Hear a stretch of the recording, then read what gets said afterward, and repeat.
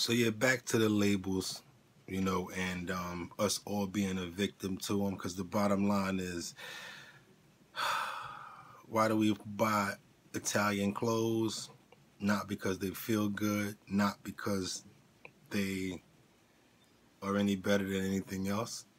For the simple fact that they're expensive, women know it, and we try to look as good as we can for people around us and for to impress people. That's just how it is when you get dressed. You want to make sure you're looking right, so people are like, yo, that's a well-dressed man or a well-dressed woman, you know.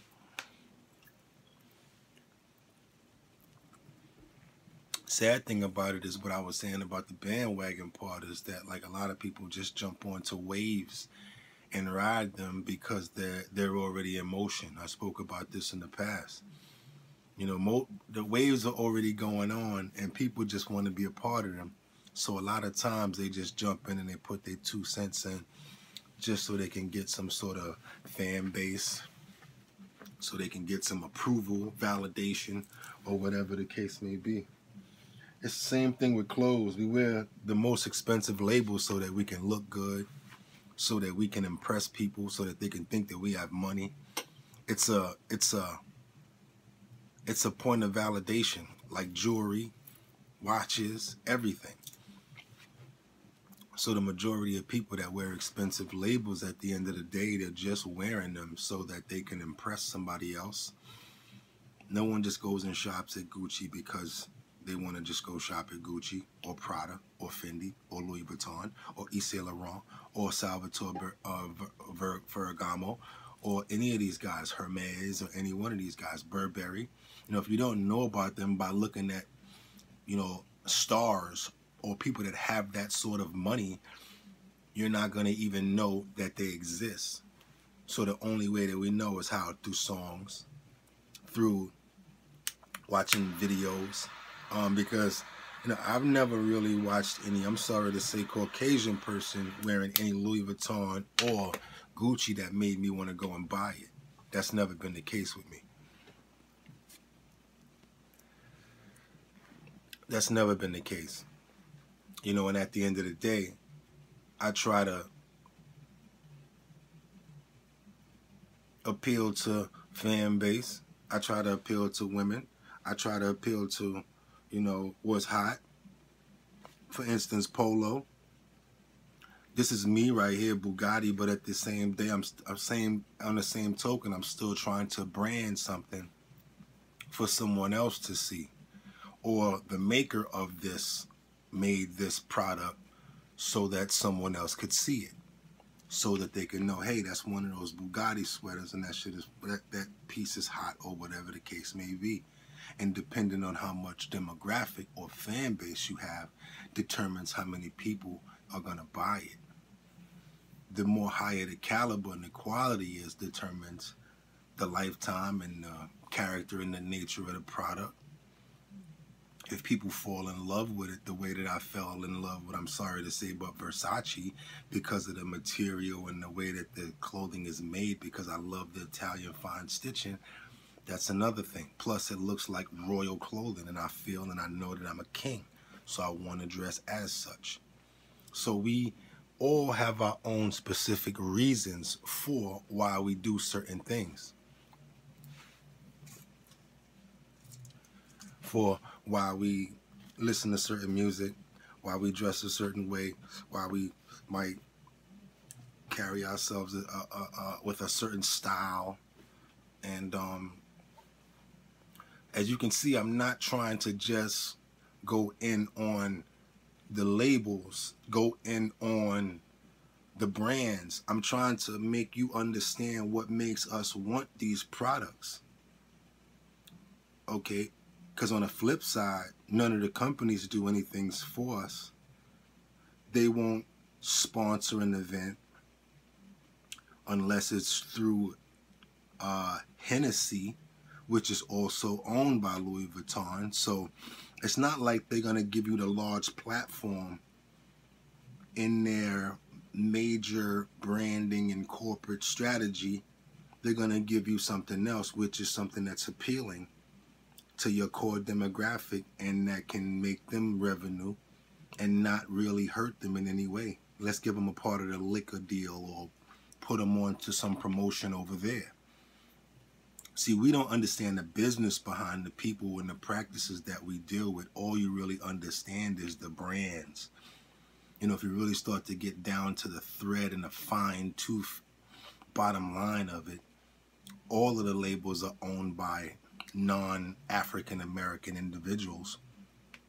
You know, even Caucasian people do not necessarily own clothing companies.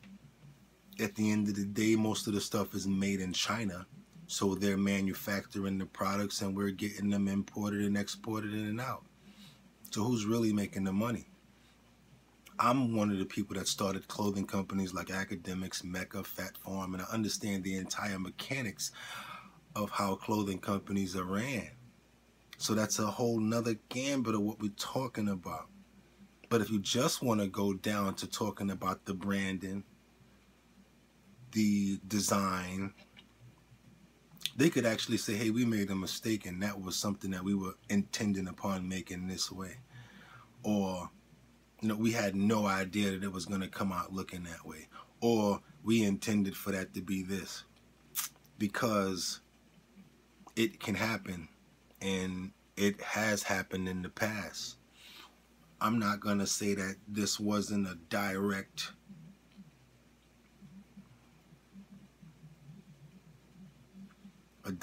punch or a direct hit or a direct, what people are trying to take it for is a direct disrespect to black people, because I don't know what the nature of the designer was and what they were thinking about when they made it.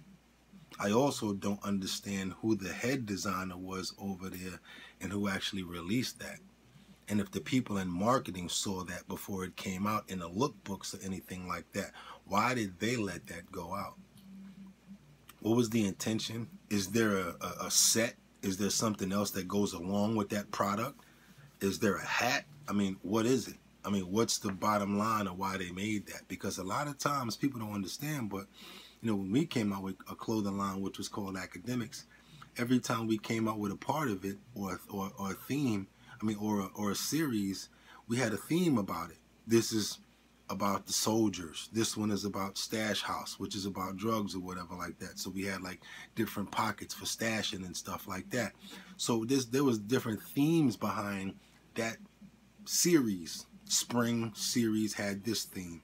Winter series was going the space series, where all the guys made some stuff like big bubble suits, and we had like oversized different materials that were like, you know, PU poly coated materials and things like that, which were a little heavier, like 12 ounces, 10 ounces denim, you know, stuff like that, which actually came out in a themed sense where it meant something, and that's the reason why we actually made it that way. So I don't know if Gucci had a theme reason why they did this, but the bottom line is it's a very sensitive time in the market. It's a very sensitive time in the world. Politically, we are all at war. We are not working with each other politically, as far as like our heads of our government can't even get the government to agree on budgets as well as security. So it's coming from a larger portion of the world besides just, you know, us. Every day human beings are seeing the government and arguments and the Republicans and Democrats not getting along with each other. So we can't expect too much more from the citizens. We can, but when we're looking at it from an overall aspect of our heads not getting along, it trickles down and it hurts us in many different aspects. We're very sensitive. We have a lot of stuff going on with, you know, sensitivity towards African Americans, towards the Me Too movement, and many different things right now. So the world is very sensitive. Everyone is working with kid gloves and trying to be as political as possible. Even rappers are political now because I don't want to get these people mad. Comedians are scared to talk about, you know, orientations as far as gay, LGBTQ. We all have to be politically correct in the way that we're talking. People are scared. So that is why things like this are really rampant and it looks really big when it happens. It just depends on what we're going to do about it. If you decide not to deal with Gucci anymore, that's up to you. But my feeling is I think people are going to just wait it out and start wearing the stuff again. Same thing for like those boots with that tree on the side. They've had more than one situation where as if they've vocalized that their products weren't made for the African American community.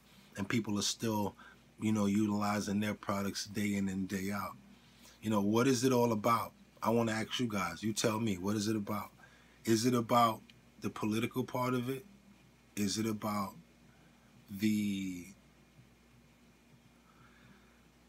racial part of it? Or is it the economical part? Or is it's misunderstood? Maybe the label made a mistake. I'd like to know what you guys are thinking. It's your boy Boogottinyc. Just wanted to cover this and give you my idea and my aspects on what I feel about the Gucci sweater, and a little bit of background on myself, marketing director for Academics, Mecca, Fat Farm, as well as a lot of other companies. I'm also a major rapper right now. I'm a beast. I got the record label Dumb Out label right now, Real Life Music. My website is www.boogottinyc.com. Got a single out right now called Get Up Off Me, my boy Folgers, Drip Deck, NYC. Remixes with Project Pat. Go check that out on YouTube, SoundCloud, everywhere music videos are available. It's your boy Boogottinyc, and like I always tell you, I'm thankful that you guys came and spent some time with me, because you could have went anywhere else, but the fact that you came here, I appreciate it. So thank you. Appreciate you. www.boogottinyc.com. That's O's, BOOGOTTINYC.com. Get them!